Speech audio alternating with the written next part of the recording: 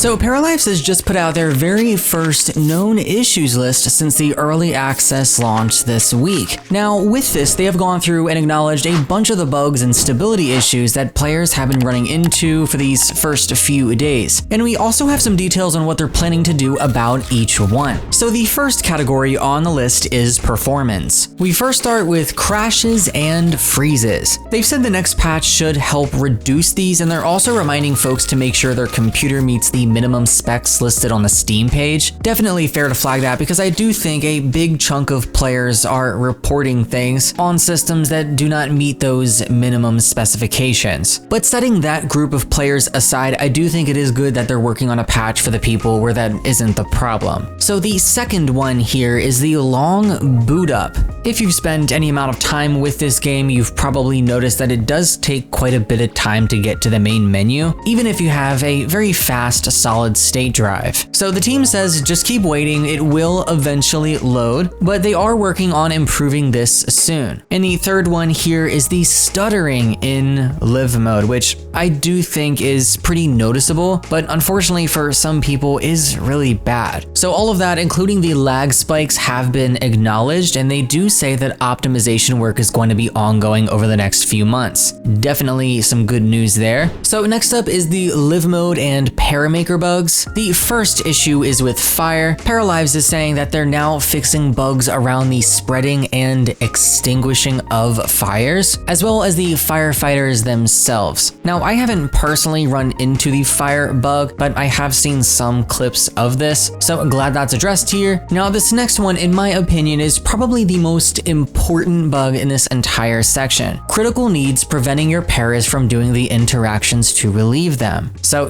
basically your para is hungry but can't eat, or tired and can't sleep. So thankfully this should be fixed soon. Hopefully that'll be in the patch or maybe the one to follow. And then the last one in this section is motion sickness within the paramaker itself, on the train specifically. So they've said that they're going to add curtains to the train to help reduce motion sickness while you're editing your parafolk.